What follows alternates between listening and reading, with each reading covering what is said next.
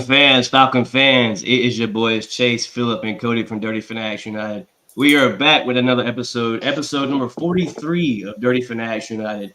Big shout out to Cody, big shout out to Phillip, and big shout out to all the special guests that we have here tonight for you at Dirty Fanatics United. Phillip, tonight is fan and content creator night. Phillip, how you been? How you feeling about the show, brother?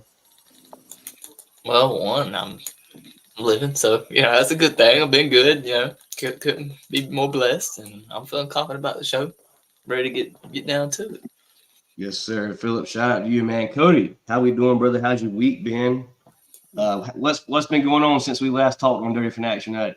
Man, tell you what, just been working away, dealing with a little bit of a bug, but other than that, man, blessed to be here, blessed to be with y'all.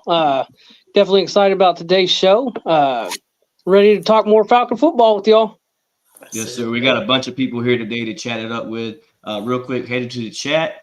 Lamarcus Boyd in the chat earlier with it said, "What's up, fellas?" Lamarcus Boyd, shout out to you, sir. Before we bring the special guest in, if you're watching the live and you're subscribed to DFU, be sure to hashtag DFU for the free hoodie or hat giveaway of your choice. We got a black and we got a white that we will be giving away. Hashtag DFU in the live chat for one of these fire pieces of merch that Phillip dropped. Shout out to Phillip for the edit. Phillip, it's time to ask a special guest to the chat, starting it off with somebody that's been here on the channel before, our guy, Mr. J.R. Clark. Let me go ahead and I got to put other panels up or it won't go. JR, how you doing, brother? Appreciate you coming on the show. What's going on, gentlemen? How y'all doing today? Doing good, man. Glad to have you here on the channel tonight. Always a good time when JR Clark is here from Pound for Pound, right, JR? Yes, sir. Pound for Pound ATL. Yes, sir. Shout out to JR Clark for stopping by to talk some Falcon football. Phillip, headed to our next guest. This is somebody that's new to the channel, new to the podcast world, new podcaster, Terry Wilson from One Time for the Fan. Terry, how you doing, brother? Glad for you to come on Dirty Fanatics United for your first appearance here with DFU. DFU, thank you. Yes, Jay, sir. thank you. JR, thank you. Phillip, thank you. I'm sorry, Keeler. What's your? I'm Cody. sorry. Cody. That's Cody.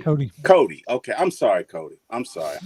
Look, I'm bad with names. I'm gonna work on it. By the next show, I'll have it right. But I'm the new guy here, so I get it. Excellent. Well, hey, look, nobody's newer than me, right? But I just thank you all for having me. I'm just as excited as I can be to be here. And looking forward to talking some Falcons football. So with that being said, gentlemen, go right ahead. Yes, sir. Very, very glad to have you here on the show for the first appearance.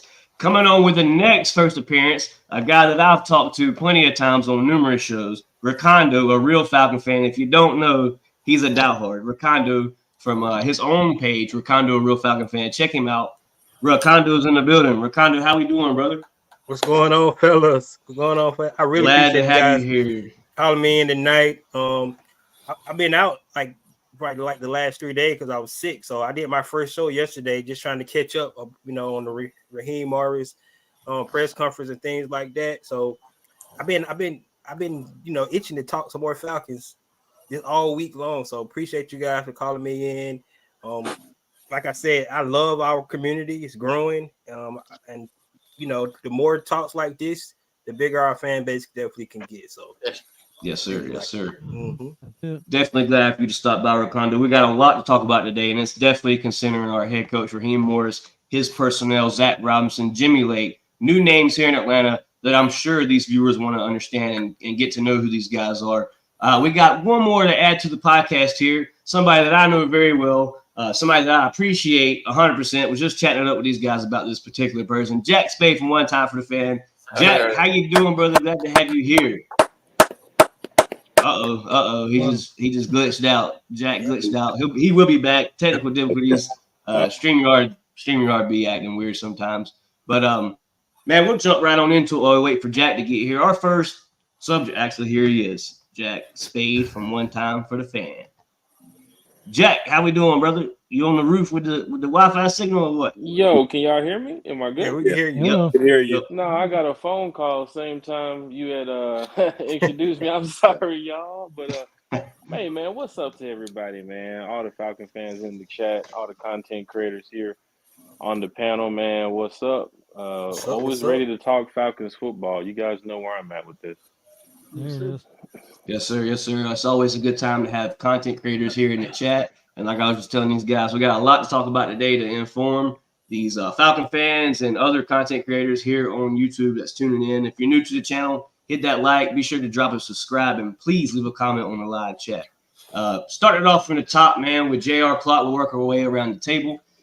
Raheem Morris is the Atlanta Falcons head coach. Yes, I know this isn't breaking news, but the last time me and JR talked, we did not have a head coach. JR, how are we feeling about this head coach move? Your thoughts on Raheem Morris, and then talk a little bit about his personnel opinions and who he picked. I was, when it first kind of got like thrown around that Raheem was getting an interview, I couldn't really quantify it at the time, but I was like, man, that's a really good choice. That's a really good person to throw in the mix. And he was somebody that from the rip I was rooting for to potentially land the job. Like when he was here in the interim after Quinn got fired, I was rooting for him to like retain the job. Right. I thought the players respected him. I thought that he, really galvanized the locker room. I know they only had come away with 4 wins, but you have to remember that was on the downside of the roster turning really bad. With bloated contracts, it was always top heavy under Dimitrov, and it was really showing at that point in time. You had some players starting to fall off, like Deion Jones and stuff of that nature. So everybody wants to point at like, oh, well, he didn't win. Well, okay, he didn't have a ton to support him, so to speak. But then he goes out to, LA, learns more even there, and comes back in a sense with a vengeance. Not a vengeance. That's a weird way to put it, but he comes back with more charisma and for more, gusto. More smarts. Yeah, exactly. I'm always for a guy who wants to be here. And there's a difference in wanting to be here because it's one of 32 jobs. Right. You heard Raheem say it himself. Atlanta is home. Atlanta is home to Raheem. Exactly. Look, at the end of the day, when you like, what's the old saying? When you love what you're doing and you want to be where you're at, you don't work a day, so to speak, right? And you really felt that energy come through his press conference. 100%. Ricardo, man, just following over from the question that I just gave JR. JR hit on every aspect that I asked in there in that question. Solid answer from JR. Your thoughts on Raheem Morris, man. I've been with you on One Time for the Fan, I believe, last week sometime. We talked about it there. But just give these guys your views of Raheem Morris, his coaching staff. Just what think you sold them Raheem Morris was the guy for the Atlanta Falcons to get us over that hill. Okay, so first of all, I do want to say that Raheem Morris was my second choice, right? So if you guys been watching my channel, and I was the Bill Belichick guy because of the his experience and things like that. But I think Raheem was the right choice. I'm gonna go ahead and say that. I think they actually made the right decision at the end of the day, especially if you just the energy that he brought to his press conference. I think the way he's going to be able to connect with the players, not just on the team, the current roster. I think he's going to be able to attract some free agents as well that might want to come in and play for the Atlanta Falcons because he's so well liked around the league. He's so well respected around the league. I think that's going to really help him, attract players. And some people now, might want to come play for Atlanta Falcons because, for some reason, I don't know why people don't like to come to Atlanta and play. Atlanta's a nice city. Ricardo, they don't want to come play in Atlanta for some reason. Look, but you don't go play where your side chick is, okay? I guess that's what it is. Real quick, man. Shout out to 95 North Talk Show here live on Dirty Fan Action. Alberto from Bleacher Report is here on the live. What's happening? What's going on, everybody? Yeah, but like I said, man, I just think that after listening to him, and then after looking at how him and Terry Fontenot chemistry already has looked like it's just already there. Yes, I think they're going to be able to put a team together that we all can, that's going to like. And I think it's going to be for sustainability too, because a lot of times you think about just 1 year, That's not what you want to do, especially, he's of age, so he can actually be here a while, and I think it's going to work. His coaching staff, like I mentioned it last week, I love the fact he kept some continuity around with some of with the other coaches like Jerry Gray, Dave Huxtable, Marquise Williams, Dwayne Letford, Petrie. That was huge. Letford, yeah, huge. All those guys, the continuity that he was able to stay here, that he was allowed to stay here with this team, I think is going to be really huge for them. And then the mixture of that, young talent he brought in, like a Zach Robinson, like you just mentioned, that I think he might be a hidden gem that we're going to find out how talented he is. I mean, if you watch what he played in college, Oklahoma State, he already is a guy that scouted quarterbacks, that worked with young quarterbacks. I think that's going to be huge. And then you bring in a guy like Jimmy Lake, who has head coaching experience, in college as well. But I think the way they think is really they think alike is going to help Raheem be the head coach. And if he needs to help on defense, that's fine. But I think he'd be able to be the CEO of the team so he can be on both sides of the ball. So I love the coaching staff. I love the hire, and I think it was the right decision at the end of the day.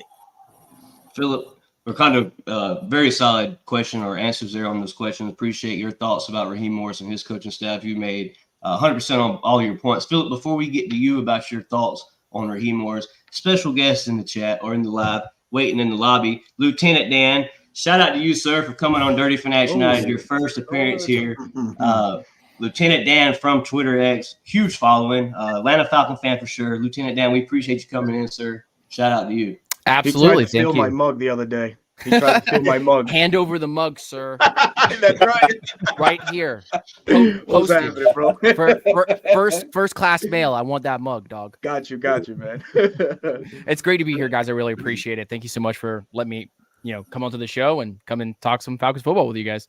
Yes, sir. It's always a good time to have content creators here, Atlanta Falcon content creators for sure here on the podcast. So we greatly appreciate you stopping by to share your views. Philip, following over to you, brother. Raheem Morris, we've talked about it a good bit here on our channel. Raheem Morris to Atlanta. How you feeling about the move, bro? Honestly, it just feels a full cultural type of change. It just seems like something we've been needed for a while.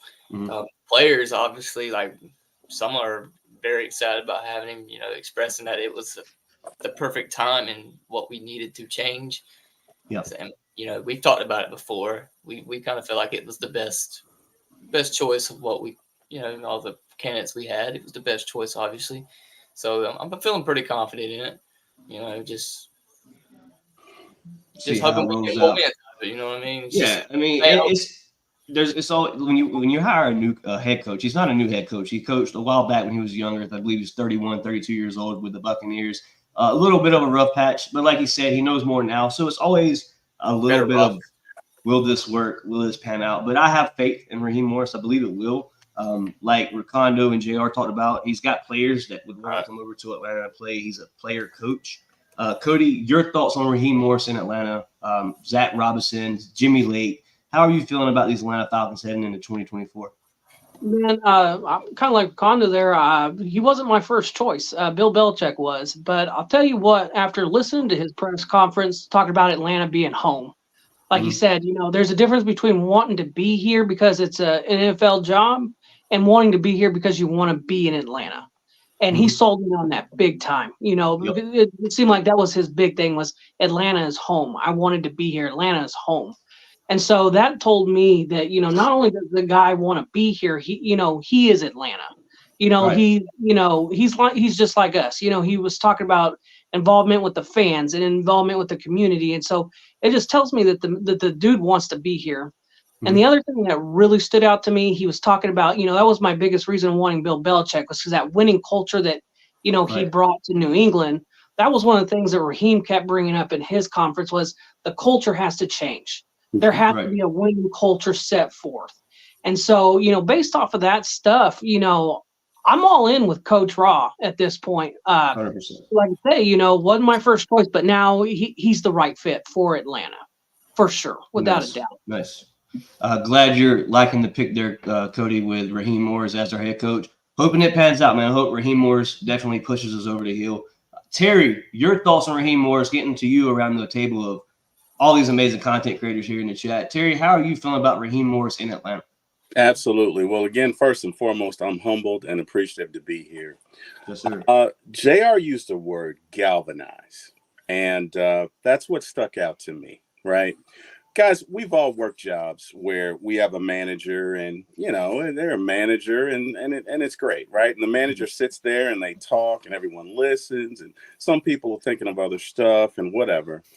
But if a fire breaks out in that building, you're not going to follow the manager. You're going to follow the leader. Raheem Morris is a leader. Yes, He's sir. a leader of men. He's a leader of organizations. He is flat out a leader.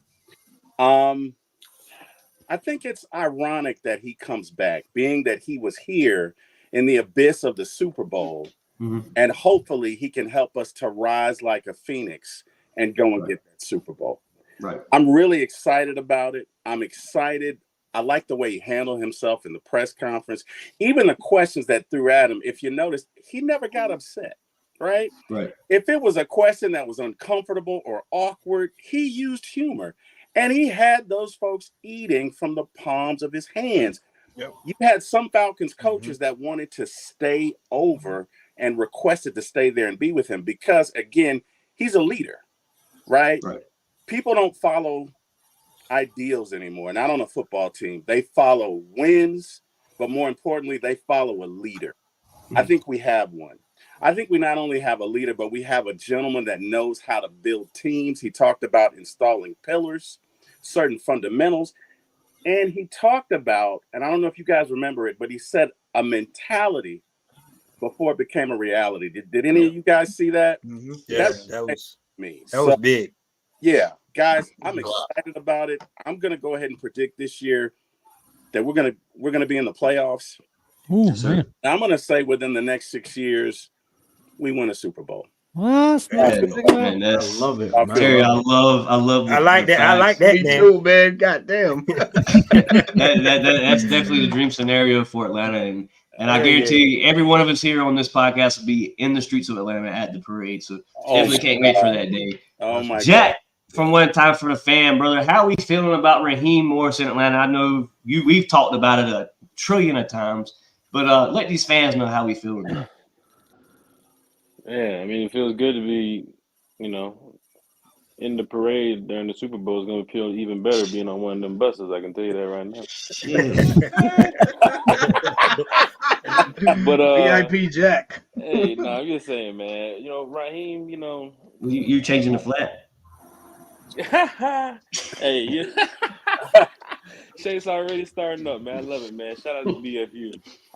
Raheem, not even just on a fan to a coach type of thing, because when he was here back in the early years, I was speaking to him on the sidelines and talking to him. But he was a coordinator back then. But to see him now go off to LA, do what he did with the Rams, come back and now get a chance to really bring the vibe that we need. I mean, come on, everybody here in the chat, everybody on the panel. It's been 6 years consecutively of losing seasons.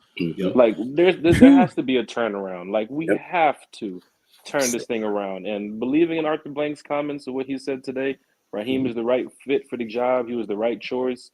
Hearing that Terry, was a big part of the coaching hire, and they're leaning on Raheem to change this organization.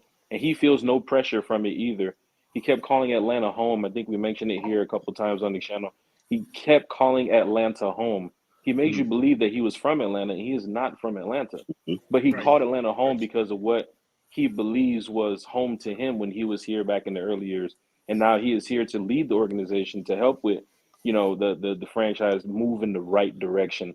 And regardless of who's going to be the quarterback, or who's going to be the new pass rusher, who's going to be the wide receiver too, he's going to build a team to go and win. So when Terry talks about Terry Wilson, T-Will, when he mentions the playoffs this year, he sees it from a standpoint that Raheem is going to turn this team around, knowing where we've been the past couple of years. So big shout out to everybody here on the channel that's representing their platform, and everybody in the chat.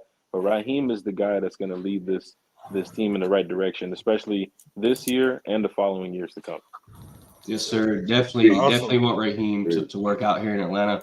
Want to see and Arthur Blank. You talked about Arthur Blank speaking today. He spoke about it a lot. He talked about how Raheem Morris. He wanted that to be another 8-9 year signed head coach, somebody that's been here because the past two just haven't panned out. The last one that's been here for 8 years was Mike Smith. I believe it was 8 or 9 years. So definitely want Raheem Morris to work out. Alberto from 95 North Talk Show. How we doing, man? How we feeling about Raheem Morris in Atlanta, man? Great, man. First and foremost, man, salute to you guys. Appreciate everybody on the panel, man. Thank you for allowing me on, man. Purdue. Yes, sir. Here in the flesh, man. Here in the flesh, brothers. That presser just screams so much enthusiasm, a vibe, and an energy that has been lacking in this area. Well, I say this area. I'm not in Atlanta. I'm up here up north. It's your area, brother. But at heart, I am in Atlanta. Damn it, I am there. So yeah, man. It's just it was an amazing press conference. I felt great about it. He talked about sustainability, but you could see it with how he's building the staff. He's building the staff to be successful for years to come. You get a young guru in Zach Robinson. We got a passing game coordinator and I forgot what the gentleman's name, Chandler Whitmer out of San Diego. So he's putting pieces in place that if there's one subtraction, there's one addition within. So I don't see this organization lacking in any coaches anytime soon. I'm loving the way that he's building it. He talked about, just acquiring so much knowledge over the years, being in Tampa, being in Washington, circling back to Atlanta, going to the Rams. So he's a humble individual. He knows that, what's at stake is big. It's big for the city. It's big for the culture. It's big, even for the NFL. It's a win to see an organization like Atlanta just elevate to prominence. It's an organization that hasn't seen anything good in about 7 years. And I know us as fans and content creators, we're all pissed by that, and we all want that to change. So yeah, I'm with it. I'm like with the rest of the folks. Might have not been, my number one guy. My number one guy was Jim Harbaugh, and I say that because I think that the roster was a little bit more structured to his way. But I'm excited to see what Raheem brings in a vision with Jimmy Lake. What he can add in. I'm with Ricondo. Dave Huxtable and Jerry Gray, two excellent names to retain within the organization. That's 80 years of coaching knowledge. And I don't think that Raheem would have allowed that to, lead the building. They needed that here to just keep some semblance of what we had going on last year on defense. So I'm overall, man, A+ for me. I'm super excited about the situation we're at.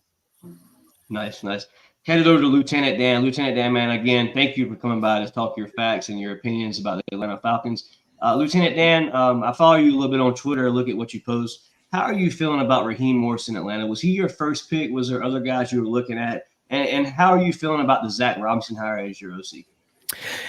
First of all, I think it goes without saying that I'm super, super, grateful that you guys have me on here and be with just a ridiculous count of content creators and personalities in here. JR's in here, getting to see Terry for the first time. This is kind of craziness in here, dog. But thank you for allowing me in. Man, I think the sentiment has been said in here that, or the statement's been said in here that it's been not our first choice, which is very, very interesting because you look at the timeline of it all, and really more or less ever since kind of like Mike Smith has been gone, and we've had the Dan Quinn bit, we have the Arthur Smith bit.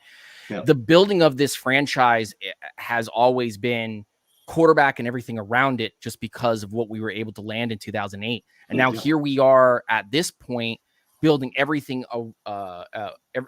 first and then trying to put a quarterback in there. And I think now we've gone from that pendulum.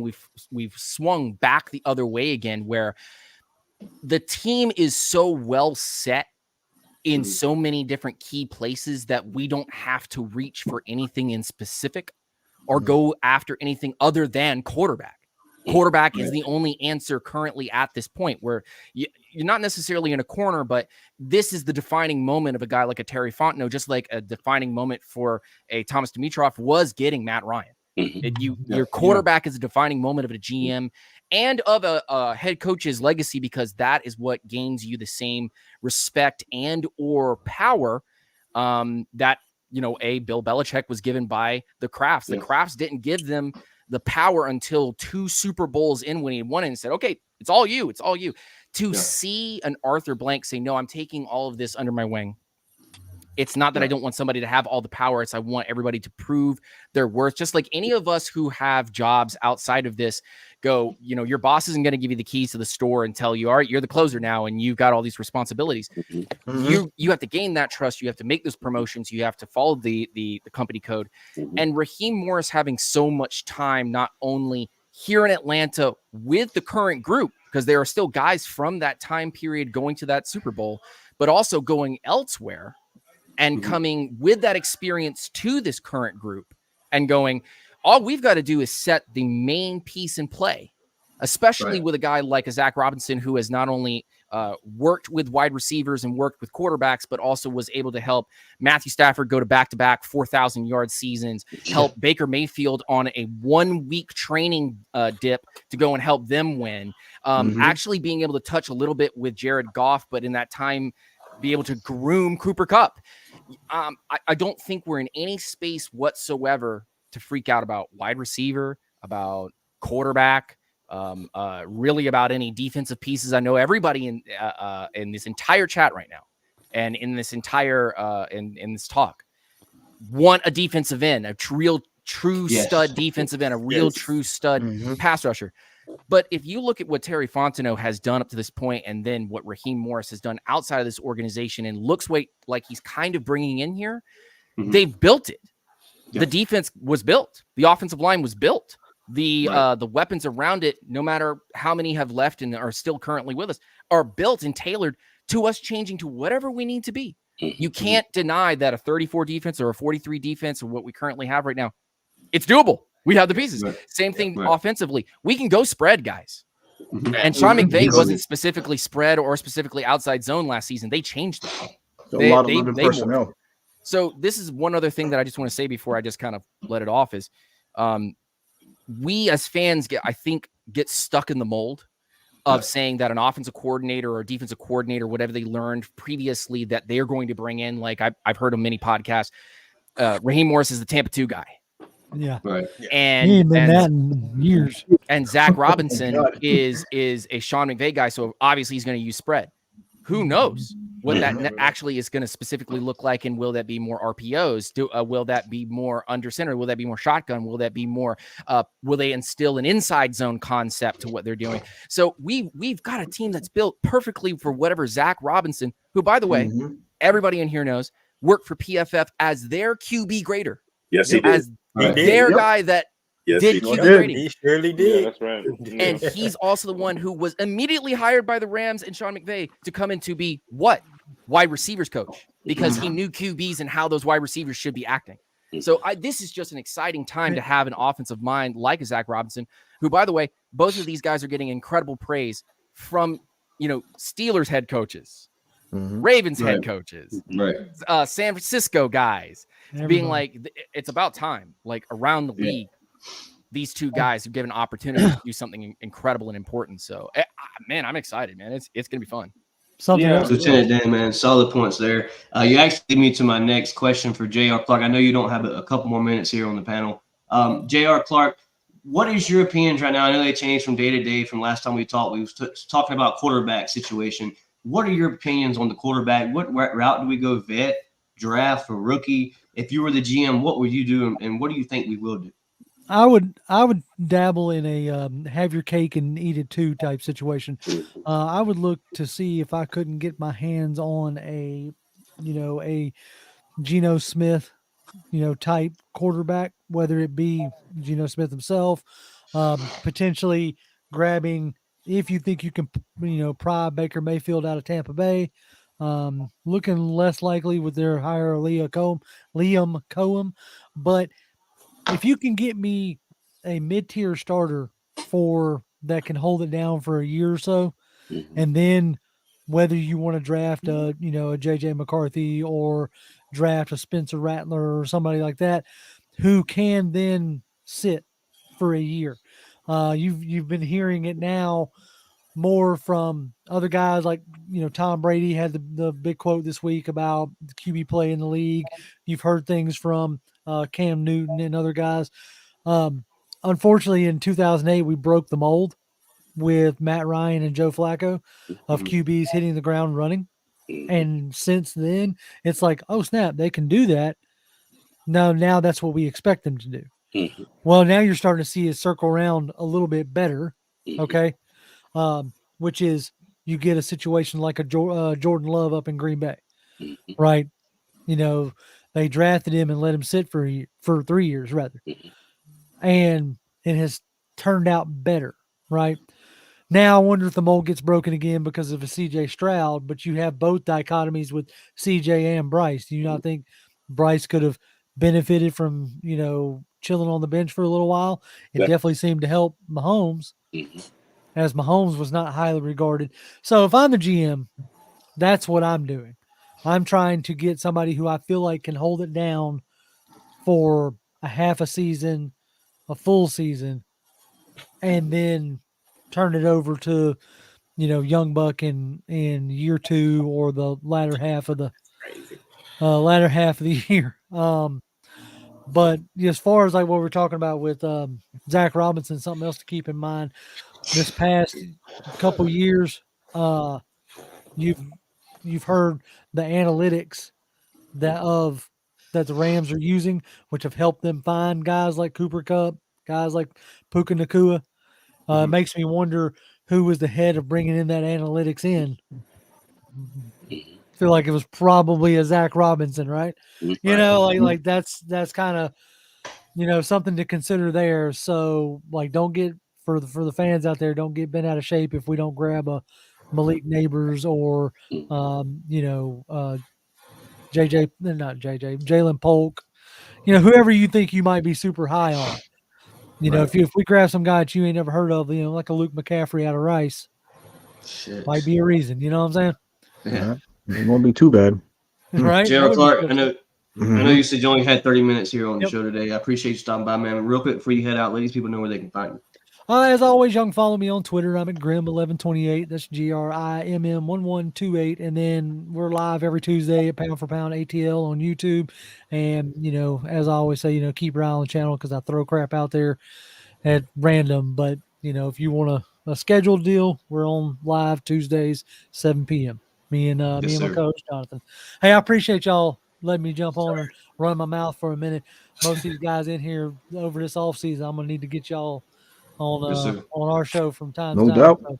No doubt, man. Appreciate it, bro. Awesome, man. Peace out, Jay. Thank you, JR. Yes, sir. Bye. Shout out JR, man. If you're here and you're new to the chat and you haven't checked out JR, head over to Twitter, man. You heard the man's handle. Check him out. Be sure to follow him. Hit that subscribe. With JR leaving, we have another special guest here, somebody that's not new to the channel. Smooth Smitty here in the chat. Smitty, how we doing, brother? How we been? Hey, what's going on, G? Hey, I know that guy. Smitty, man, glad to have you here on the show tonight, man. It's always a pleasure to have you here. Smitty, before we go on to our next subject with Terry, I have a question for you. Raheem Morris, last time we talked, Raheem Morris was not our head coach. We were actually head coachless. How are we feeling about the hire? And Zach Robinson as well, OC in Atlanta. I love it, man. I think it's a different change of pace. You're getting a head coach that's getting his second go around. He learned a lot since his first hiring in Tampa Bay, and he's put the right staff around him, people that he's familiar with, that understands the way he coaches, and I think it's that in itself is something special. Zach Robinson, we know he comes from the Sean McVay tree, so look for this offense to be a lot more explosive this year. They're going to use their weapons. All they have to do is put the right quarterback in place. And with the team that we had last year, defense led us most of the year. Offense only put up 19 points. Don't expect that this year. Expect this offense to be a lot more powerful this year, and expect this team to keep that competitive edge if they fill in the right spots with the right type players.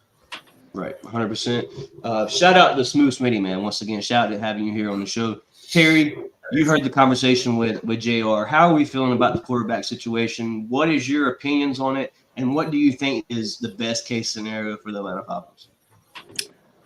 Well, I think I'm aligned with JR. I definitely think we would benefit from signing a veteran and drafting a quarterback and having him to sit for a year. Either way, though, I mean, if we go and we draft a quarterback, I think we have the coaching staff in place to develop. JR keyed on something. He mentioned metrics and the use of metrics. And they use it a lot more in baseball, but we're starting to see it integrate into the game. Mm-hmm. I don't think that's by accident. You know, I think it's great that we have our offensive coordinator that we have now, because somebody alluded to the fact that he used to evaluate quarterbacks for Pro Football Focus. Again, I don't think that's by accident. So I think wherever we go, whether it's we signed a veteran, and by the way, whoever brought up Geno Smith, great idea. I didn't think about that, but I love it. I think that's a great idea. That's not always that's not always an option, because number one, you're probably looking at about 11 or now 12 teams that are looking for quarterbacks. The Jets are looking for a backup, right? Mm-hmm. Right. The Steelers are looking for competition for Kenny Pickett. If we went down the line, we probably could find about 11 to 12 quarterbacks. So somebody's going to be left without a partner. There are 4 or 5 in the first round. So many free agents. Somebody's going to be left without a partner. So to the extent that, we don't draft someone, I'm okay with signing the Baker Mayfield. I really would love Russell Wilson. I don't think he'll come here. But again, I'm aligned a lot with what JR said. So, yeah, I think that is probably the ideal way to go. Geno Smith, man, JR brought him up. You talked about him here a little bit. Geno's a guy over at one time for the fan we talked about before the season was even over with. We knew he'd be a free agent. And he was, Geno for the past 2 years been a guy that's been over, he's been in the top passing yard leadings for the past 2 years, solid. So, I mean, Geno Smith is not a slack, definitely a guy that could possibly get you over that hill, carry you to the playoff push. So, Geno Smith, definitely not a guy to shy away from. One time for the fan, Jack Spade, how are we feeling about the quarterback situation? We chat about it a lot. Sometimes it's this guy, sometimes it's this guy. How are we feeling about the quarterback? Yeah, man. Of course, with the quarterback issue here in Atlanta, it's a situation where the Falcons didn't grab their guy years ago, and they cost them, of course, years later now with these back-to-back losing seasons, because everybody was, hoping to get a good quarterback last year, the year before that, or even the year before that when Matt was coming to the end of his career. But now you have a chance to really grab either a rookie or maybe a veteran that we have spoke about on the channel. Jimmy G is a name too as well that was also mentioned on the channel with us, because like Terry had mentioned, and Chase, we talked about this. Mm-hmm. There's not that many good quarterbacks available this offseason. And there's a bunch of teams that need quarterbacks. Mm-hmm. Right. So a team like the Vikings or the Raiders can be more hungrier than you. Even here in the Jets too as well. I mean, Aaron Rodgers is coming to the end of his career. At any moment, the Jets can pull the trigger to get a guy to sit under Aaron Rodgers and follow the Green Bay Packers formula. Same for the Giants too as well, about what's going to be with Daniel Jones going forward. Like some team is going to be hungry come this draft, and I definitely know the Falcons are trying to be aggressive some way somehow, right. But you have to either look into free agency to see, hey, maybe a Geno Smith, if he's available, that would be good if you can work some type of deal there. But of course, when I spoke with Myles Garrett today too as well, he did open my eyes more to the fact of that contract too with Justin Fields if he was to come over here by that extension. Right. So you got to pay the man too as well. And then Russell Wilson, that situation, Kirk Cousins, what he was asking for. And of course, 36 years old, the Achilles situation, like, it's a tough situation when you're looking at the quarterbacks that's available, because really after, a Baker Mayfield or a Ryan Tannehill, I mean, the list goes down pretty bad. I mean, you got Gardner Minshew, you got your PJ Webbs, and I mean, those guys are not supposed to be leading the way here in Atlanta. So for a Falcon fan, you're really trying to hit either at this draft or you're trying to hit in the free agency. So that's why I named the 5 quarterbacks that I was speaking about. Russell Wilson, who I'd like to see here in Atlanta, but I don't think that's going to happen. Justin Fields would be a name too as well, because even though Justin Fields had in the past, I mean, we were speaking highly of Zach Robinson and this coaching staff of what they can do with a player like Justin. So I have him on my radar. Drake May is another one. Really, Drake May is moving up my radar right now. because I've seen a lot of tape on this guy. I went to go watch a couple of the games that I had some time to go watch some Drake May. He's a solid quarterback, and I think the Falcons, if they're moving up, that might be the name you definitely want to look at. Jaden Daniels is another one, and then of course Caleb Williams. But if the Falcons do make some type of move here in the off season before the draft, that's cool too as well. If they wait for the draft and be aggressive, it's all about how it plays out through free agency first. But if we get out of free agency and we do not have a quarterback, that means we are getting ready to go into the draft and find a quarterback. Yeah. Right. 100%. Philip, you've heard everybody talk about the quarterback situation. We've chatted about it on DFU, the DFU chat. We've talked about it. How are we feeling about the quarterback? What route are you wanting to take? What name to you could land up in Atlanta next year? If I'm being honest, I really don't. At this point, I've named a few names, but I really don't know for sure. That's a hard question. You know what I mean? You don't really know. But as Jack named, I'm on my radar. I'm kind of high on Drake May. With him, rumors of him sliding back, that would be nice to have. Right. Watching the film, it seems like out of all these quarterbacks, more complete of assets out of everything that each one has.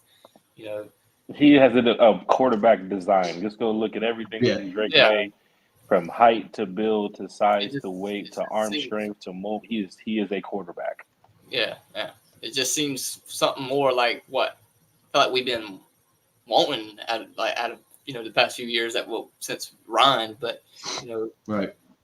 Veteran wise, I'm not really sure. I don't really know, man. It's a question.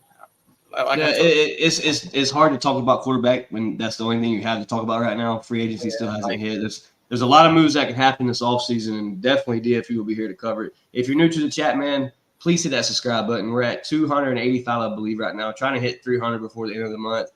We would greatly appreciate it if you hit that subscribe button. Rakondo, how are we feeling about this quarterback situation in Atlanta? Huge spot to fill, like Lieutenant Dan and a couple others said.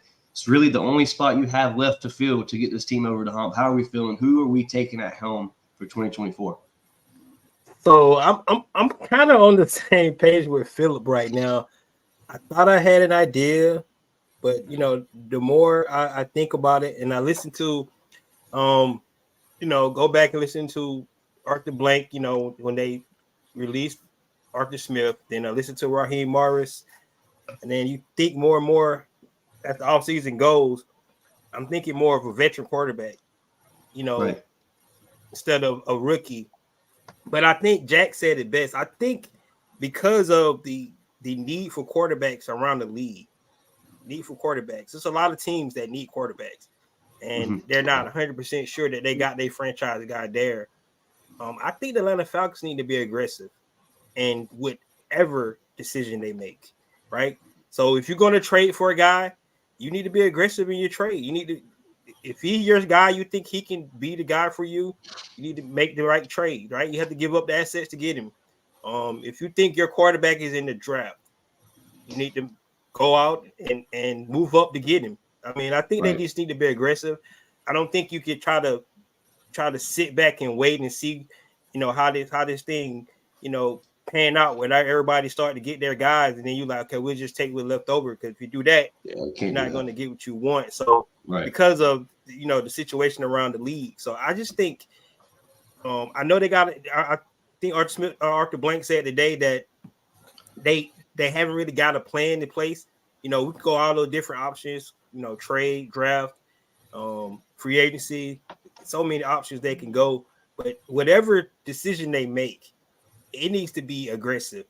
And because to everybody's point, if you don't fix the quarterback position, this is gonna be it's gonna be some of the same shit for the last 6 years, man. It's gonna be some of the, you don't have a quarterback, it's gonna be the same shit. I mean, it is. I mean, you talk about Raheem, his first stint, he didn't have a quarterback, right? Right. Everybody talk about Bill Belichick. His last 3 seasons, that's why his records suck, because he didn't have a quarterback. No matter how good the coach is, how good the coaching staff is, you were not going to be successful in the NFL if the quarterback play is not consistent and good.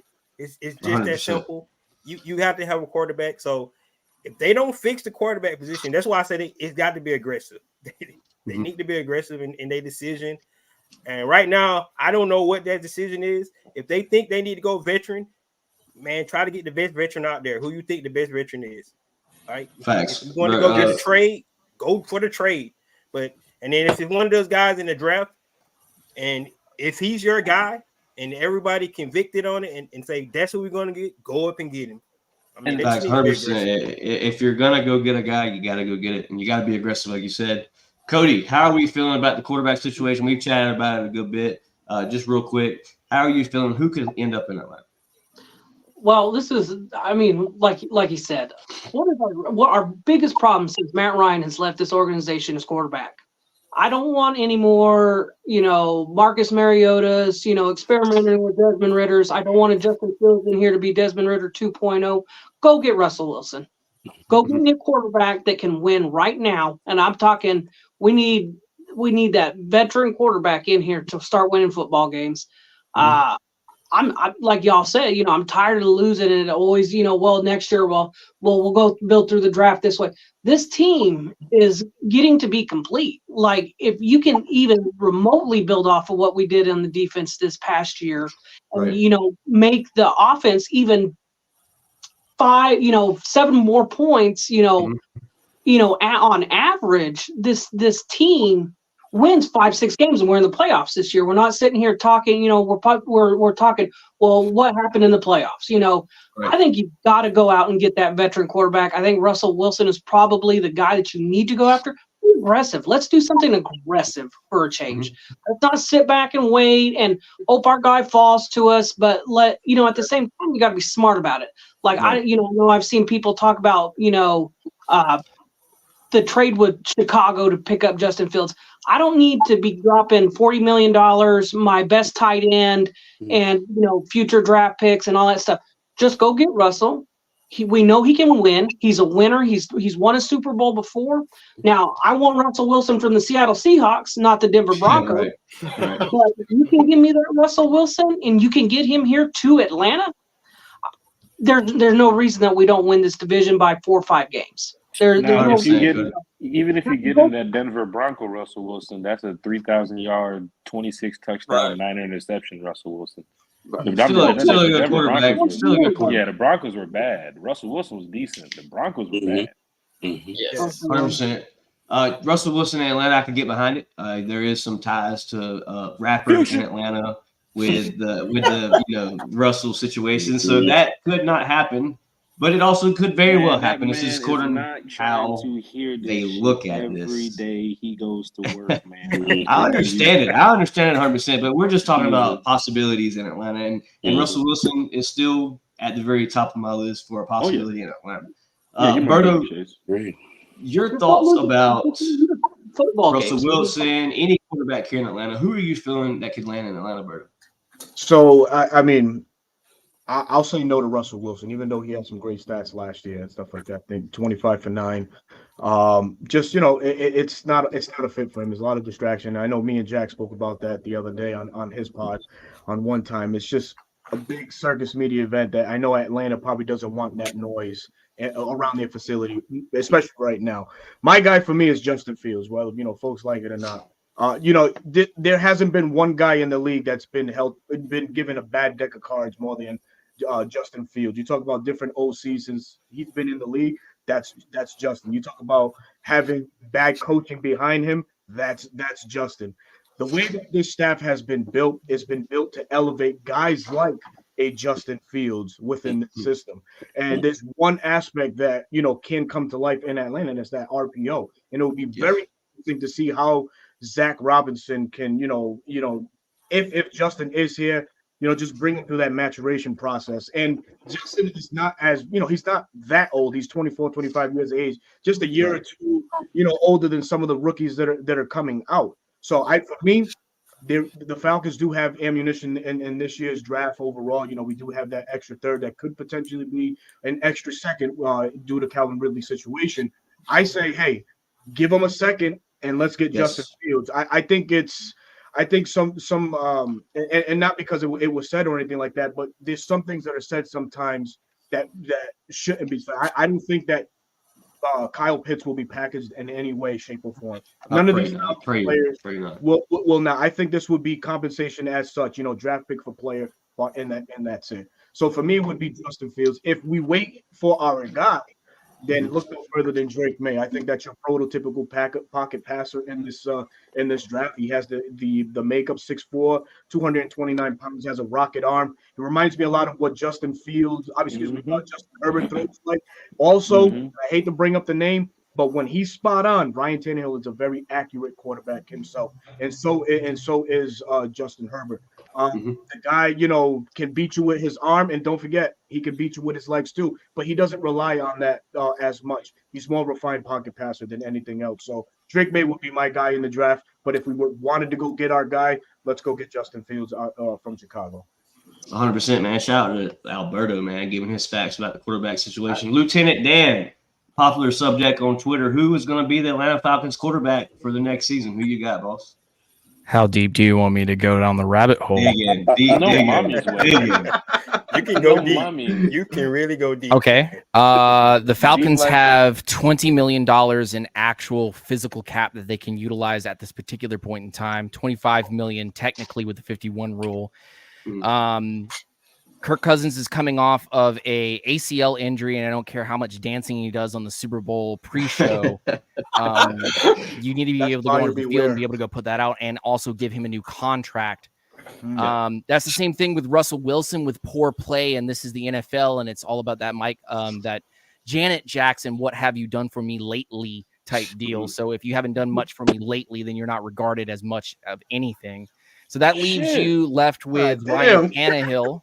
And Ryan Tannehill is currently being aired to the Steelers because he looks like he's going to be taking Kenny Pickett's job.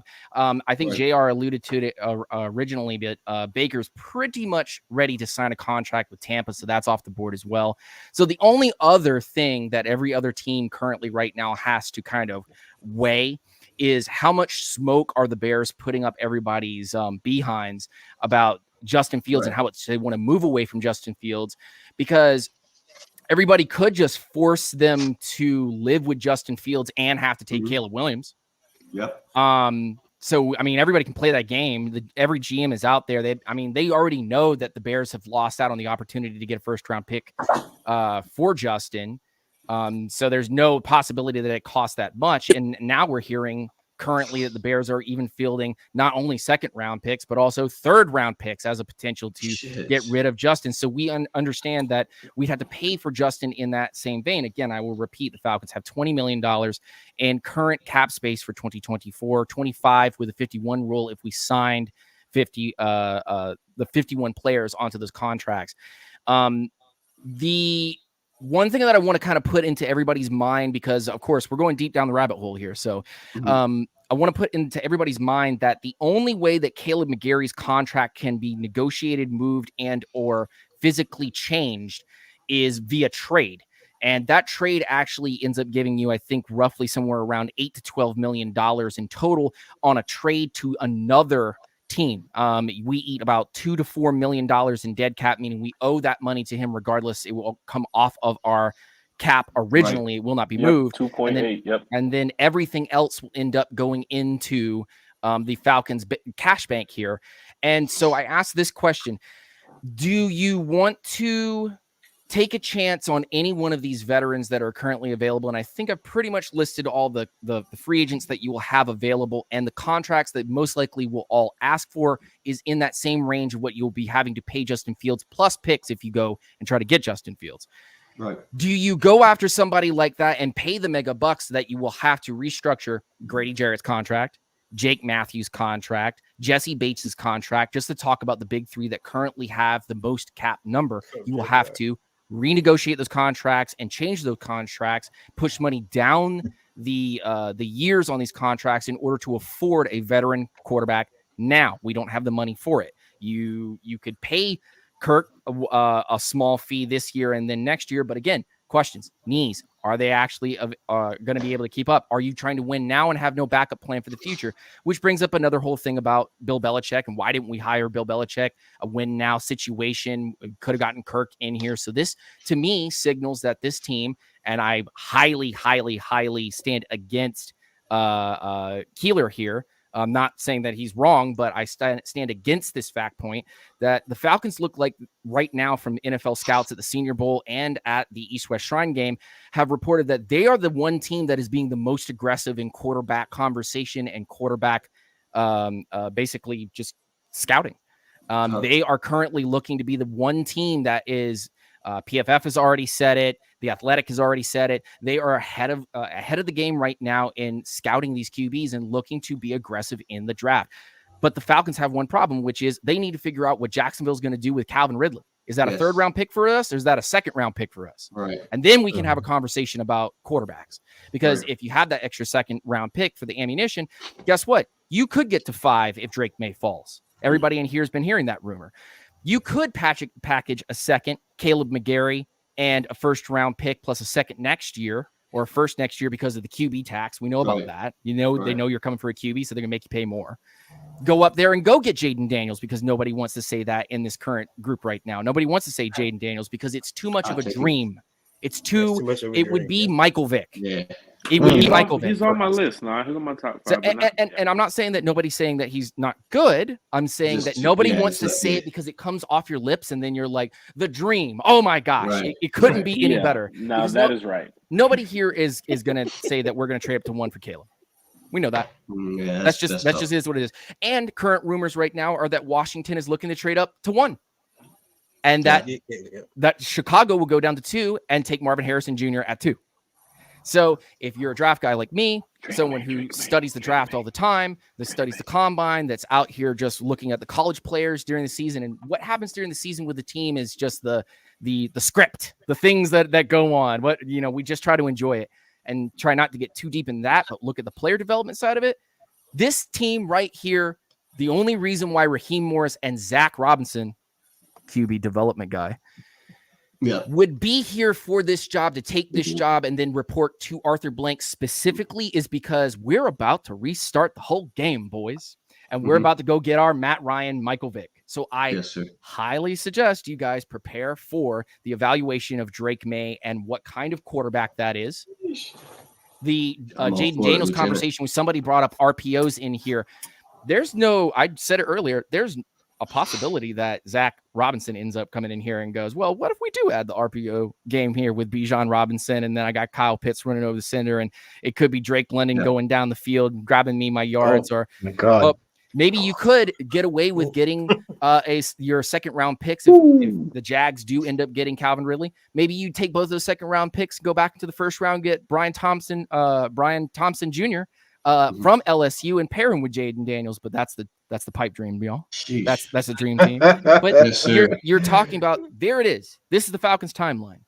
Quarterback doesn't start first. What the Jags do with Calvin Ridley is what starts the Falcons timeline going on from here. We need to know what that ends up with. 100%.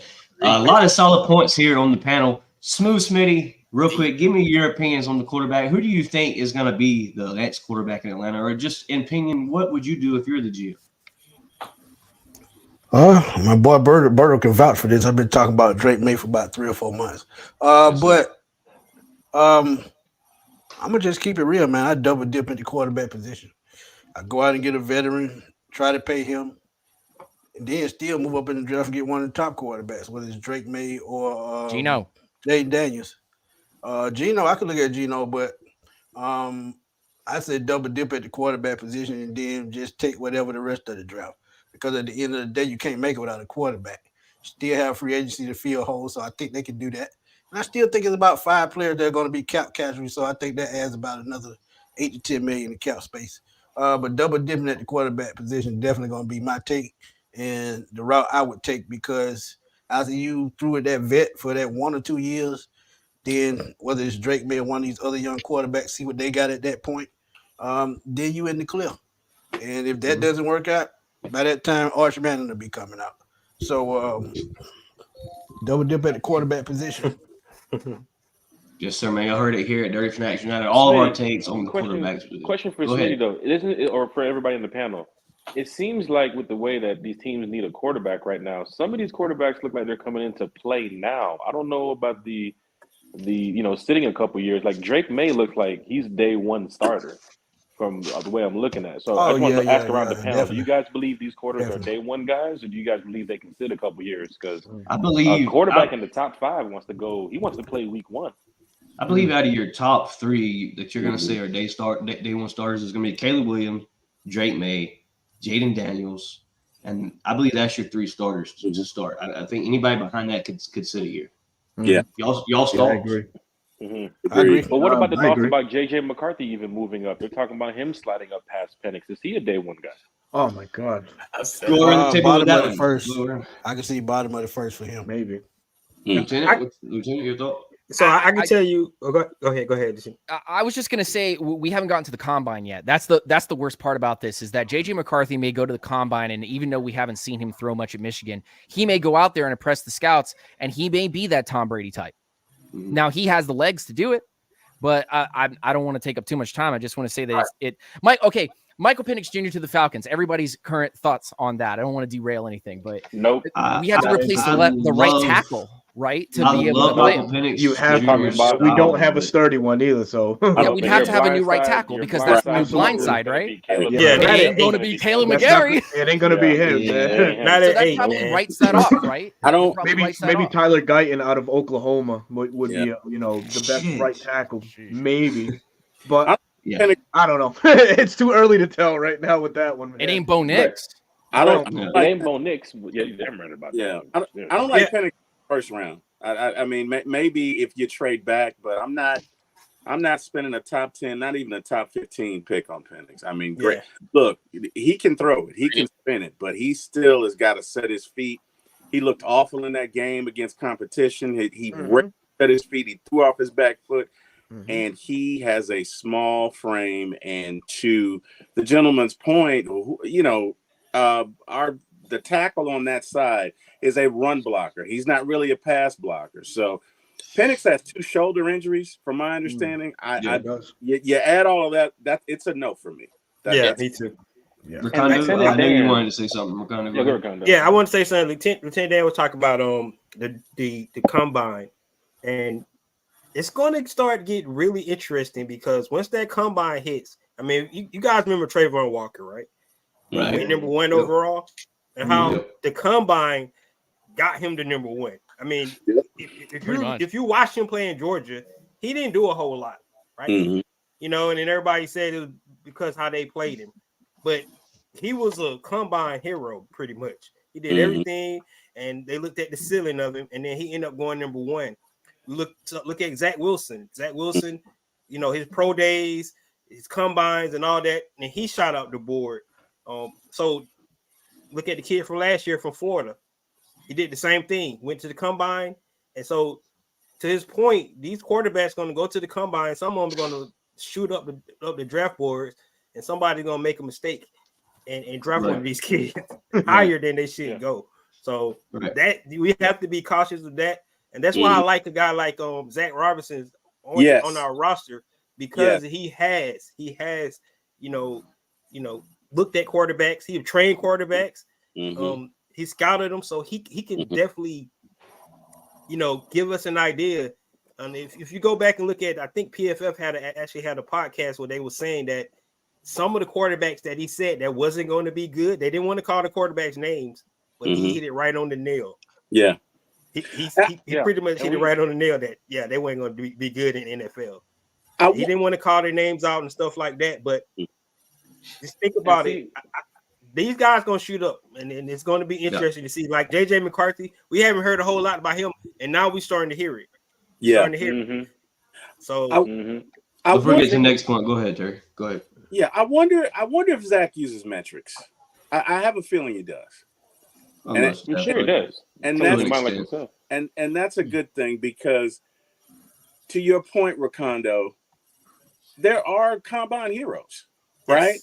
But I think in the context of the utilization of metrics, you can weed out, number 1, who's going to fit in your system and who's going to fit in the NFL. So from that perspective, I don't worry about the Falcons evaluating talent. We may have assembled the best team of coaching and development that we've ever seen. And again, I know right now that's just talk, right? We haven't seen anything. But the Falcons have a proven track record with that. Some of the late round hits that we've hit on. So that speaks for itself. Yeah. So I think we'll be fine, but I think Ricardo makes a good point that somebody's going to get taken. And this is how I'm kind of looking at the Drake May situation, what Lieutenant Dan is saying.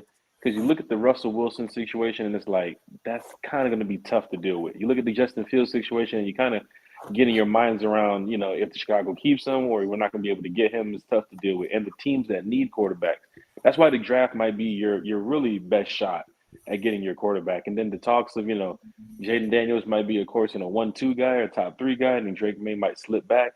The quarterback I'm looking for, if there's anything on my top 5, would be Drake May coming out of that draft. Like that dude, he resembles a Big Ben Roethlisberger. I'm telling you, you want to run an offense that can move the ball and be mobile too as well. You don't be afraid of his size, because you see a 6'4", 6'5" quarterback. This kid can move. He has a cannon. Only if he fixes his feet. Only if he fixes his feet. Yes. If y'all didn't know, it was in the press conference the other day. Raheem Morris pretty much described Drake May in a nutshell.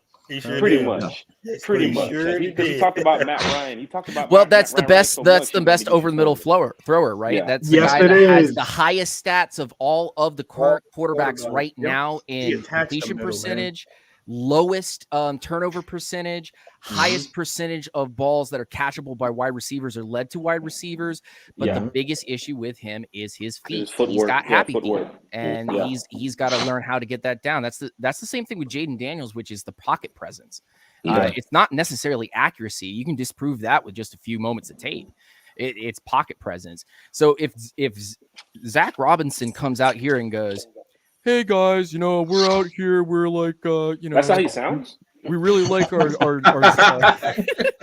we really like our Jaden Daniels and our Caleb Williams, but we get Drake May. Yeah, that may because of. By the way, he's also the youngest QB. Yep. 21. You have something moldable, that size, with the talent to be able to run like a Josh Allen type, and be able to throw pinpoint accuracy over the middle of the field. You can teach him how to hit the sides of the field where he's struggling. Like, he can't throw to his right very well. He can throw to his left very well, but he can't throw to his right very well. Very strange, very odd. But still, his numbers are leaps and bounds better than Caleb Williams and Jaden Daniels at this point. Yeah. Right. And Terry being the cap room guy, I don't see Terry spending a bunch of money. He's a cap room guy. Your cheapest bet is to get that rookie quarterback. 100%. I'm team Ricky. I'm team young guy all the way. But I just, unless they be aggressive, man, they're not going to get one of those guys. I mean, it's just that's what I'm saying. It like I want them to go get a young guy, because I believe that they can actually develop on with this coaching staff. I really believe they can. And then you got your quarterback for the future, man. Like, let's do it. But if they're not aggressive, they're not going to get one of those young guys. And that's why I said, like, I wish they just go ahead and say, like you said, if Drake May, even if they move up number 1, if Drake May their guy, get him, because you don't know who else might get him. Right. That's what I'm saying. Like, if he's the guy, hey, we just move up and we know we got our guy. Real quick before we get to our next subject, if you're new to Dirty Fanaction Hour, you're tuned in on somebody else's channel, head over to Dirty Fanaction Hour, hit that subscribe button, man. We greatly appreciate it. Gained a couple of subscribers already while we've been live. A1, man, I see you down there in the lobby, brother, but I have no more slots available. I'm waiting for, if anybody wants to go ahead and scat, just let me know. We'll bring I'm a scat so that you guys can go in, because I take up way too much time talking. But I know, Lieutenant, man, we greatly appreciate I appreciate you so much. You guys can find me. You got some good knowledge. Yeah, man. I like you definitely do. No, I love the draft. I love the process of the draft. I love the player scouting and stuff like that. So for me, it's what kind of message is the team trying to send you? And they're sending you, this is not a short-term answer. This is a long-term answer based on the guys they're bringing in here. Yeah. Lake is in here. Robinson's in here. Morris is in here. Terry's 4 years in and now reporting straight to his owner. This is a well-thought-out plan, not only by Rich McKay, but Arthur Blank and Raheem Morris, Terry Fontenot, to put an amazing unit together so that we can go in here and get a young guy, talent you already have on the team, developed defensive players that you didn't, that are homegrown. has led you to this particular moment. You should do amazing things as long as you follow the path forward. You can find me UNGR_show on Twitter, Instagram. Hit me up, Unintentional Grounding on Kick and on YouTube. I do some Falcons content. We're going to be coming out with a bunch of Falcons content for the 2024 NFL draft. All the content of those particular players we pick up, as well as just free agent moves and things like that. It was so cool to be in here with a bunch of dudes that I've only seen from afar, like Philip. Yeah. And it's really cool to be with guys like Smitty and Berto. Meet Terry for the first time. Hey, be looking for a phone call soon, Dan. Hey. All right. Well, we got a free cup for you. We appreciate you, brother. Free cup. You're welcome anytime. Yes, we get the cup. Let's go. Oh, yeah, man. All right, take it easy, guys. Have a good one. Appreciate you, though. Appreciate it, man. Somebody that's been to the channel here before, our boy Chris, back for another one. How we doing, man? What y'all fellas doing in here, man? Man, we just talking about them Atlanta Falcons. Chris, I know you're getting to the show a little late, so real quick, just to run through what we've talked about. We talked about, Raheem Morris, obviously, last time we spoke. We didn't have a head coach. Raheem Morris is now the head coach for Atlanta Falcons. We talked a little bit about the quarterback position. Your thoughts, have they changed since we last talked? How are we feeling about Raheem Morris in Atlanta, and then fill it up with the quarterback situation? Raheem Morris in Atlanta, something that should have happened 3 years ago. Ain't that some stuff? But anyway, I absolutely love the hire. He wasn't necessarily on my radar as far as like being picked number one. I was probably thinking about maybe Harbaugh, just trying to, take a swing for the fences. Why not? But I'm absolutely pleased with the hire. He had a remarkable interview. I feel like he won the room very well. He won him over. It wasn't an interrogation. It just felt good, man. It felt good. And the thing about it is it's a lot of football that can be played, especially in this present day. It's a lot of football that can be played. And out of all the places in the world that he could be, he wanted to be here. This is home for him. Mm-hmm. And I'm sorry, I don't want nothing or nobody who doesn't want to be here. And out of everybody, out of everybody that he, any place he could have been, man, he decided to be right here. And that speaks volumes to me. And I absolutely love that. I love his energy. I think he's going to bring something totally different to the players. He's going to be interacting with the players, unlike, previous head coaching. It's going to be a beautiful day, man. I really believe in this guy that we call Coach Ra or Coach Heem, however we want to call him, Coach Morris, man. He's here in Atlanta, and I believe he's going to take us. Just his aura. It's going to, so you can feel it that he's going to take us places.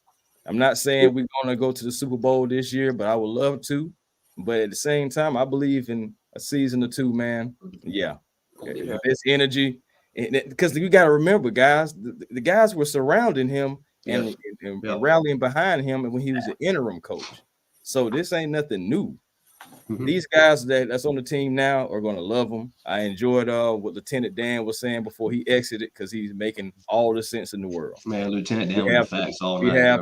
We have developed players that we don't have within. We don't brought guys over. Got the best safety in the world, Jesse Bates. Yes, sir. So we guys continuously just make moves, man. I believe in Terry. I believe he's ready to cook, and I believe he's going to make smart moves this decision. I believe we're going to have some key impactful players that come to the Atlanta Falcons and continue this and actually get somewhere this season, this coming season, unlike we did this previous. So, Chris, you hit on some good points there. I believe that's one thing we can all agree on as fans, as content creators. We can actually trust this GM and this head coach. I feel like this is a different situation than what it's been in the past. With Thomas Dimitrov, if you're sitting there, the Falcons aren't making any moves in free agency. They're not making any splash moves. But then, boom, you get a guy like Terry. We're trading in the second round. Past 2 seasons. It's been a great thing for Terry to be here in Atlanta, and much respect to Terry. Before we get out of here, man, we've hit our 1 hour mark. We're actually got an hour and 15 minutes. I want to go around the table real quick. Can y'all give me at least one player that you think is out of the Atlanta Falcons organization this year, and one player that is for sure safe? Starting with you, Jack. Lead it all, babe. Oh man, I had a whole list right here. You want me to give you one? Me too. Give me one, two, or three. Yeah, I just don't want to take up too much time. I know people's busy or whatever. If y'all got five, give me five. What graded player you want me to give you? An A rated, B rated, C? Which one you want me to give you? Nah. Dang, I want you to give me. I want you to give me the top name. That's I mean, the number one thing, you got to get that money up, man. 25, 26 million, that 51. You got to get to over 40 million in cap space. You got to cut Taylor Heineke first. You got to get that 9 million back. I need that money, bro. I need that money, bro. Come about that 9 mil, bro. 100%. Bunny ears. Berto, I know you got to get out of here, man. I know you're a busy guy. Bleacher Report, family as well. Berto, your thoughts of who is out of the Atlanta Falcons, and then let everybody know here on the chat where they can find you. No doubt. Mike Hughes, you have overwhelmed your stay, man. You can see that door and see your way out. Get out, my brother. Mike Hughes, definitely inflated contract. I think cutting him saves about $3 million, which is not much, but still, you know, he's potentially stunting the growth of D. Alford and Clark Phillips a little bit more by being on the field as much as he has last year. So getting rid of him makes the most sense. There's a couple guys. Sorry to say, but John Smith could probably he's probably a luxury at this point. I see Atlanta running a lot of more 3 wide receiver sets, 1 tight end set. For those that don't know, that's 11 personnel. So, you know, having him on the team is probably more of a luxury. Getting rid of him saves us anywhere from 6 to 9. One guy that we need back, and this is hard for me because Calais did some wonders for us, but so did Bud Dupree. And a team that needs it, you know, we need either one of those gentlemen back or both. But Bud Dupree, for me, will tip the scale as more of a necessity being back on the Falcons. But yeah, 100%. I do got to bounce, but yeah, this is your boy Berto, your host of 95 North Falcons Talk Show. That's the platform on YouTube.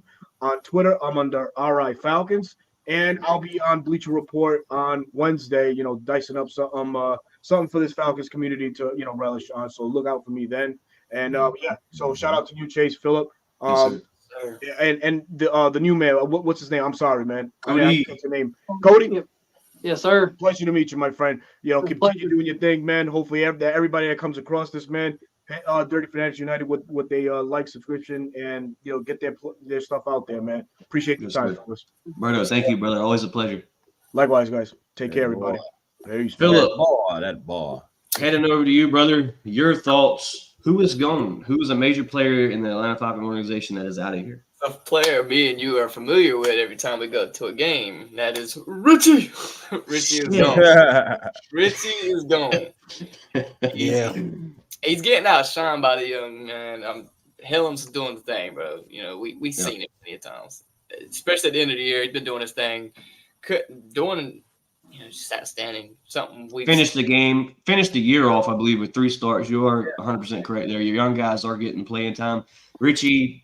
Been here for quite a while, you know. You hate to see a guy that you stuck your neck out for and you ain't got. And you hate to see a guy that you drafted, you know, potentially wither away and become nothing. But then again, it just could be the scheme fit. Richie Grant, wherever he may go. Shout out to you, Richie. No disrespect to you, sir.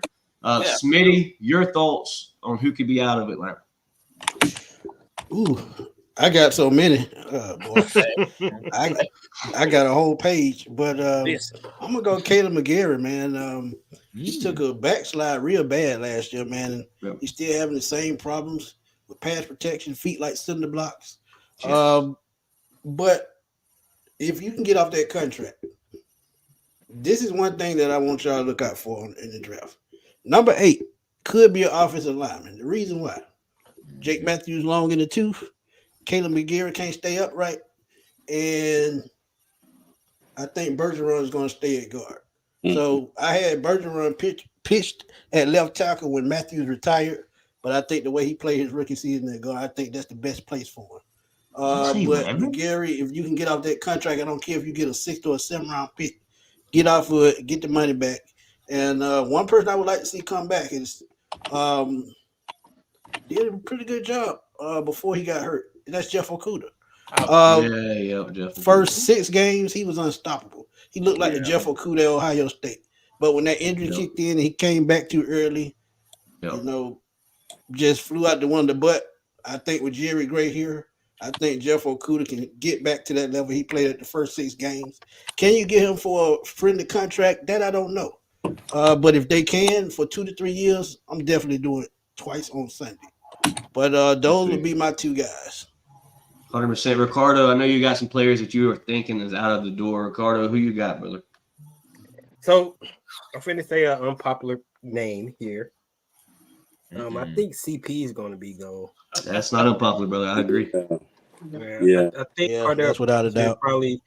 I mean, because you got two awesome backs, and I think I don't know how much money we can save with him cap space. I think we have to look at that.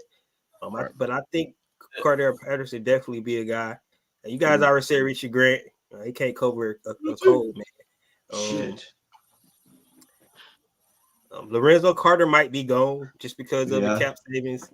I think you have to see what you got in D'Angelo Malone, man. I mean, we haven't seen him on the field. He just been on special teams.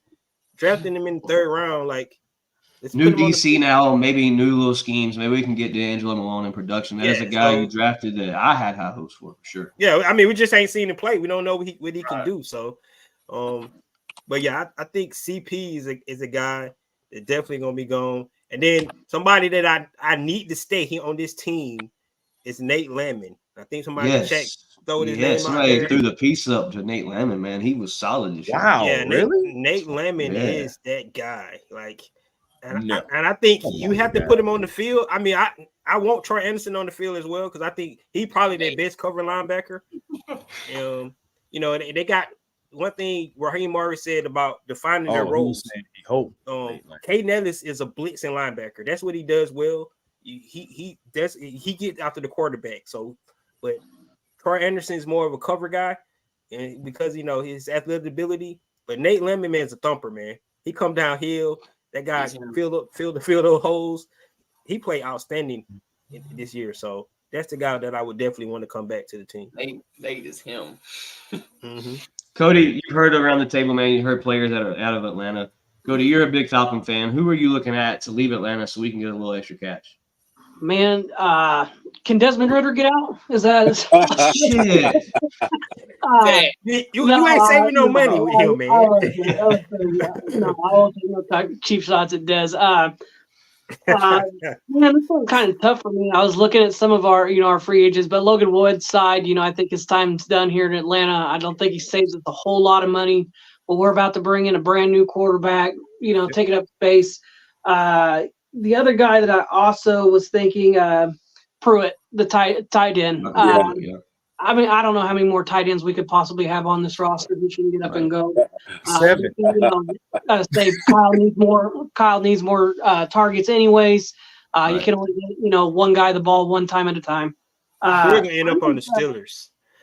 He already trying to bring Parker Hesse to the Steelers. So you guys seen that. So Pruitt probably end up on the Steelers.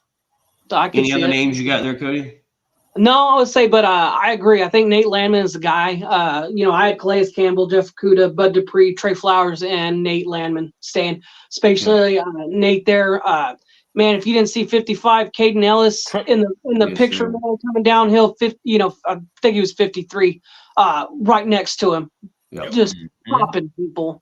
I think you definitely got to keep Nate Landman right there next to Caden Ellis. And Nate Landman's a guy you brought up the practice squad, a guy that you've kept on, hanging on to. You tried him out last year, didn't really work out, but with a new system with Ryan Nielsen, just seems to plug and fit players where they need to go.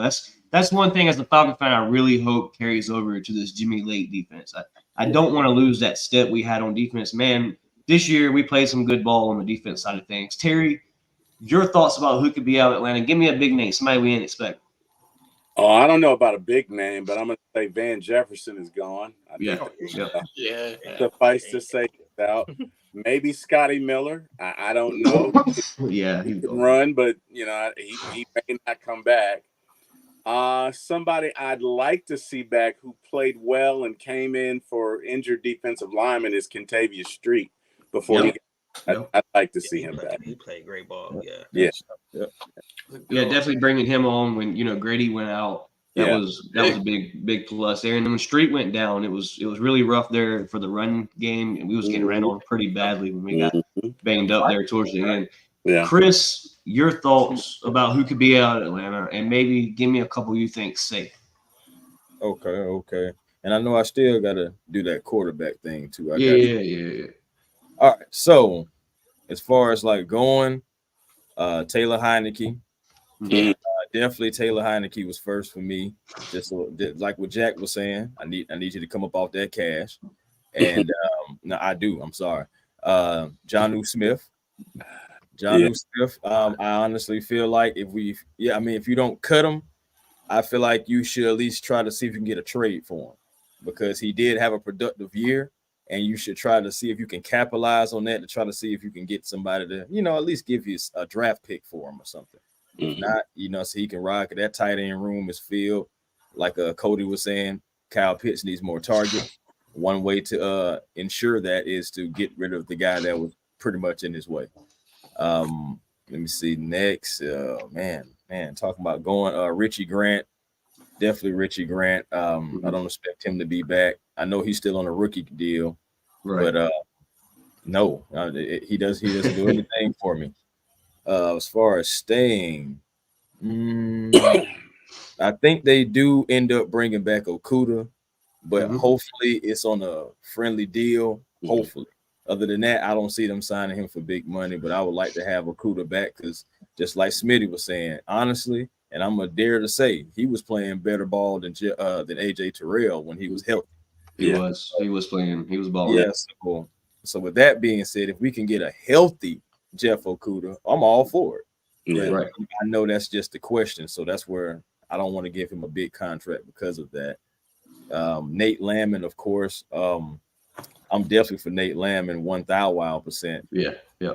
As far as Troy Anderson, when he comes back, I would prefer to see him at the edge.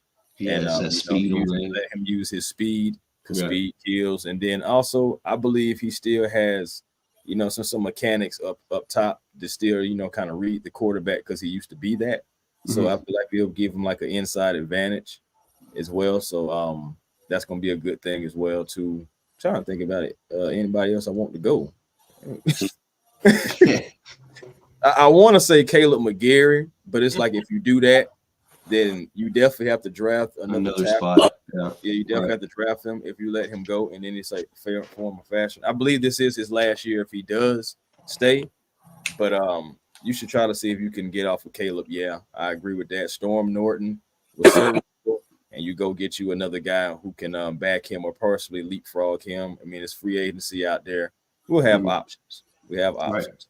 Right. And Chris, your thought. I know you haven't talked about the quarterback yet, but your quarterback situation in Atlanta. What route are you taking? Well, I'm hoping for Jalen Daniels. That's what I'm hoping for. I'm team young guy. I think I heard Rakondo say that when I was backstage. I'm team young guy. That's what I want. And I'm going to tell you why real quick. I understand about the Russell Wilsons. I understand about, the Justin Fields. On the Russell Wilson tip, I'm tired of retreads. Right. That's just, that's me. I'm tired of going to get everybody's retread or everybody else's trash. And I'm not calling Russ or Justin Fields trash, but they just not our guys. And regardless of the situation, they still are going to be castaways. Right. So with that being said, I want to go get my guy. I would rather go get my guy, and if it doesn't work out, I'll live and die by that. Than more so going out getting one of these retreads, one of these 30-plus-year-old quarterbacks, one of these quarterbacks who, if people gonna jump on Raheem, people gotta jump on Justin Fields and talk about this QBR rating, this passing completion rating. And all this other stuff. You can't straddle the fence, So if we're gonna be critical about Raheem, you gotta be critical about Justin Fields, regardless of who the coordinators and everybody, because Fields still has to do his job too. Yeah, 100%. And coming down here, he would still have to do his job too. That's any quarterback. I'd rather die on the hill of knowing that I drafted my guy, whether it be Williams, May, or Daniels. I agree.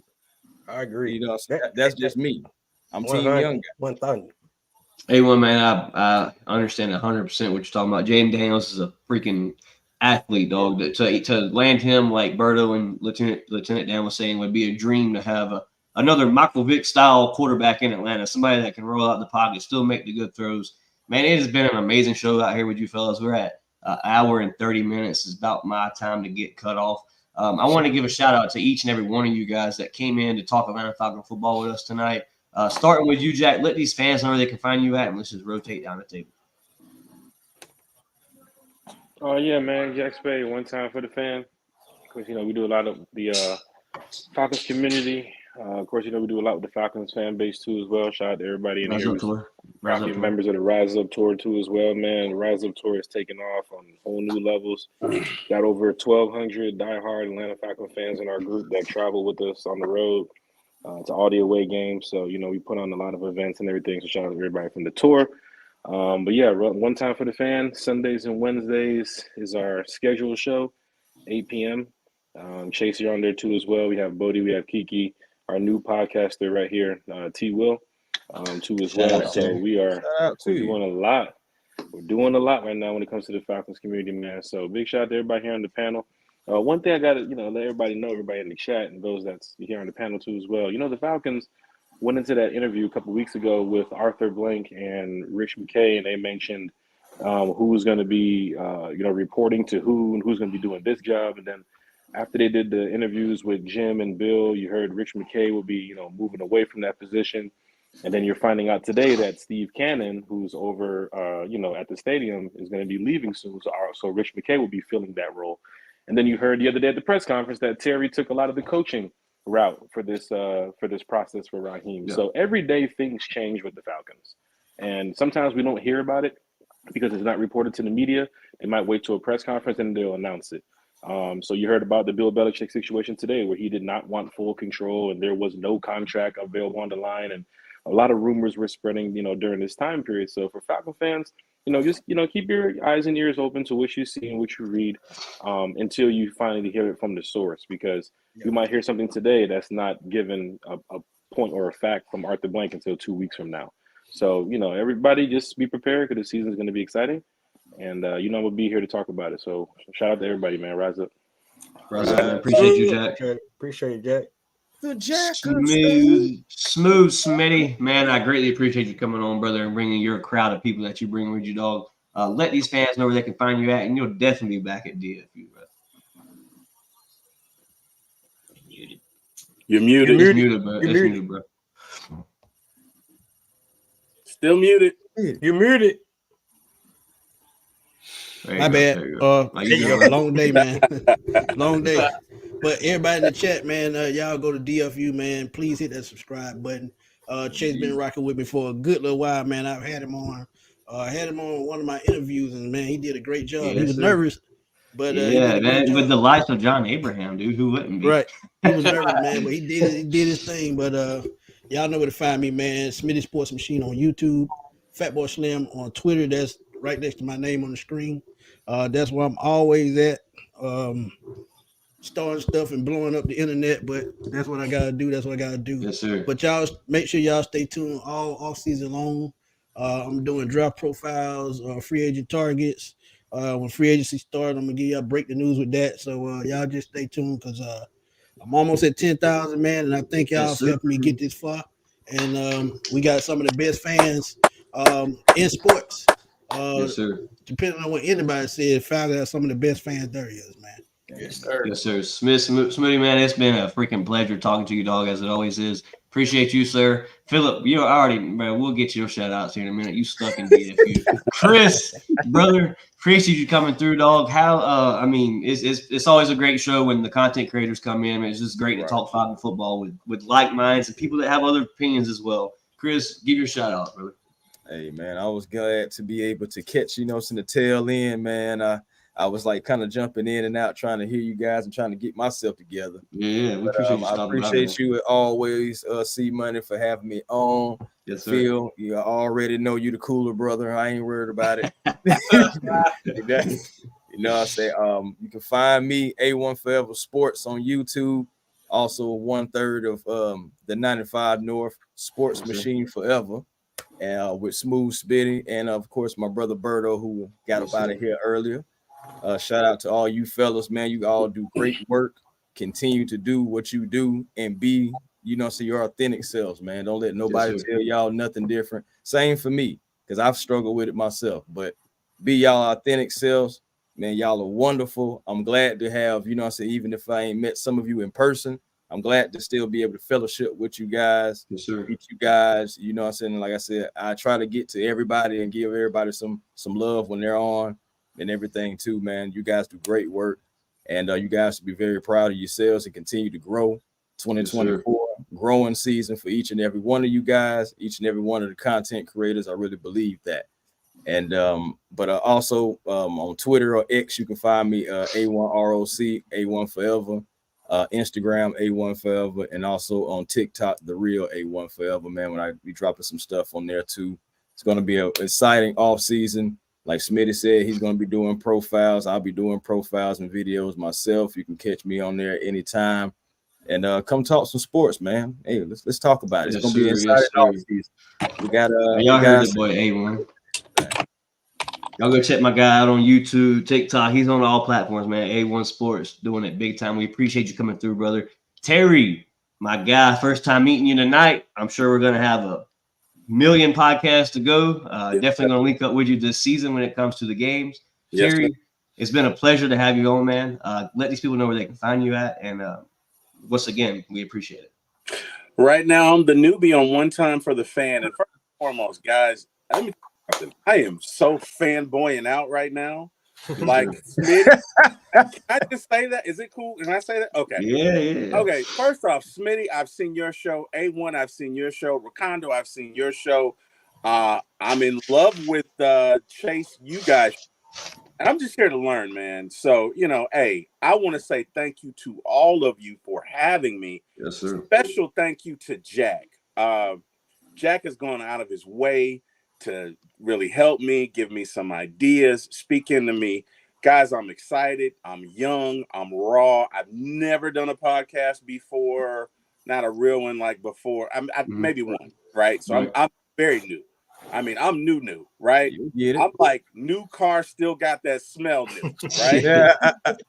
Guys, I'm learning. So in the spirit of that, if you guys want to pull me to the side, anything you got to say, I'm here to listen. And I'm just thankful to have been a part of it. Like I say, man, I've seen you guys. So, you know, the first thing I'm going to do when I leave here is I'm going to go and brag to my family that I met some stars tonight. So I just want to say thank you guys. And, you know, thank you for having me and looking forward to many more.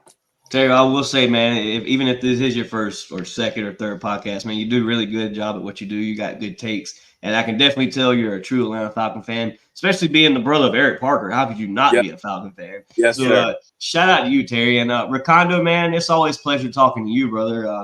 I met Recondo through One Time for the Fan. He was a special guest there. Subscribed over to his channel and been rocking it with Recondo since then. But shout out to Recondo. Recondo, bro, let these people know where they can find you at, man. And we truly appreciate it. Yeah, so first of all, let me shout out to DFU, man. You guys doing your thing. Y'all keep doing your thing. Shout out to my boy Smitty. He the OG, man. He the one got me started.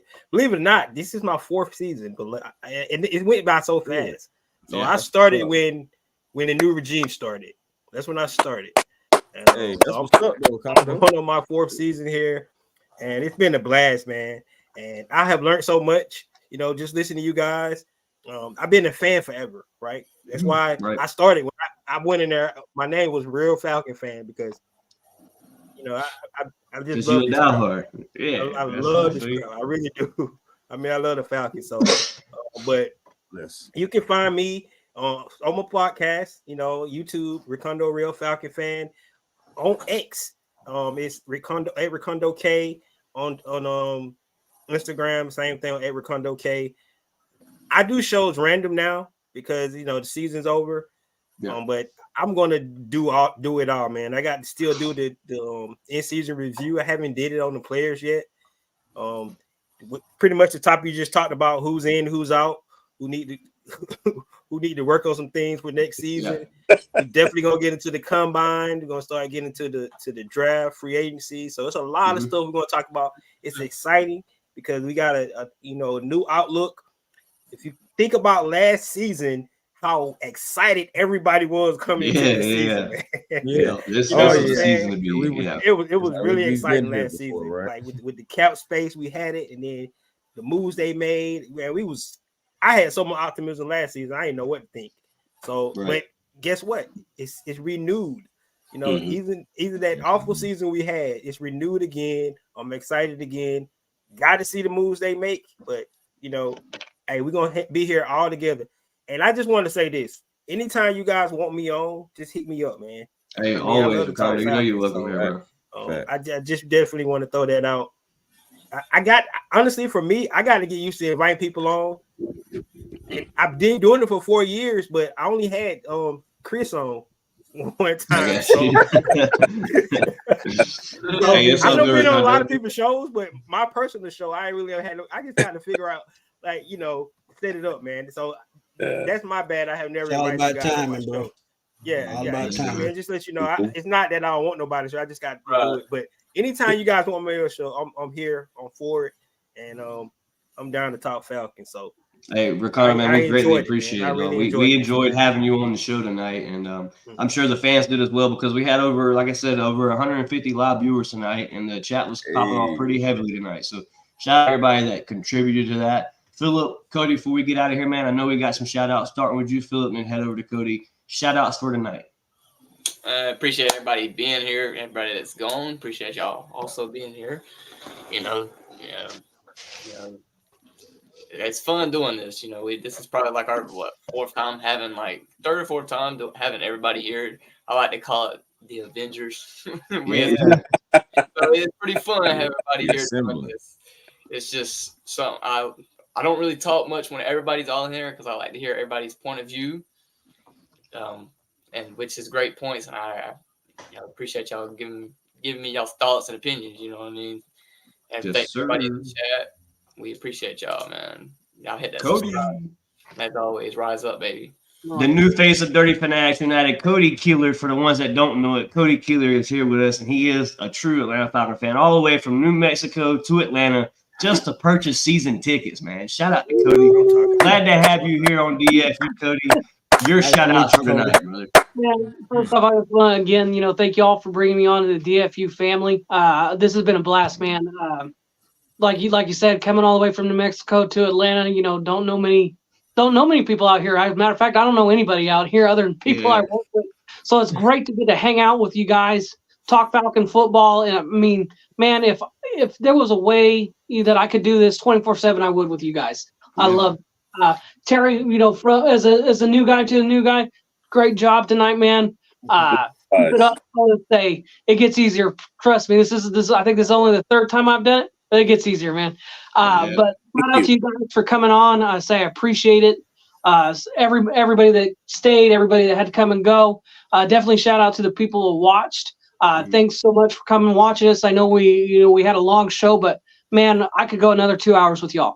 No problem. I would say, but y'all just keep liking, subscribing. Like Chase said, we want to hit that 300 subscriber mark by the end of the month. Shout out to Arthur Blank. Actually, I know he was sick earlier this week. It's glad to see the owner's back, healthy and okay. As always, guys, peace up, A-Town down, rise up. There you go, sir, man. I got one save round. Go ahead, Ricardo.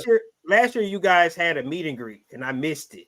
So if y'all do that again, make sure y'all hit me up because I definitely want to see some of you guys. I believe out of your Falcon mind through that meetup, Jack could probably correct me on that. I believe Jack and Smitty was there.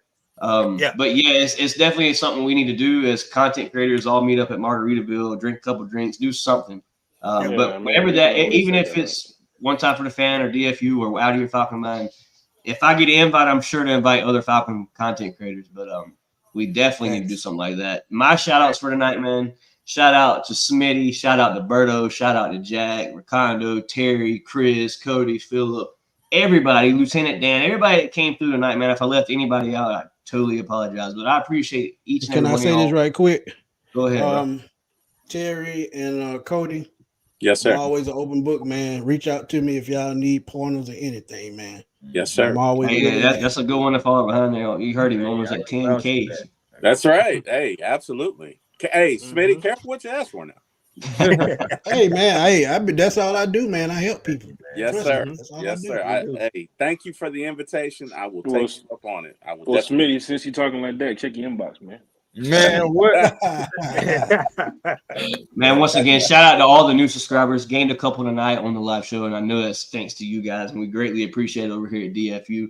Like Cody said, the goal is 300 by the end of this month, man, and we're probably like 10 away now. So if you haven't already, subscribe. I make sure of that. You're going to get there, man. Subscribe, man. We greatly appreciate y'all. As always, man, it's Dirty Fanatics United in the gang. It's your boy Chase, Phillip, and Cody. A-Town down. Rise up, boys.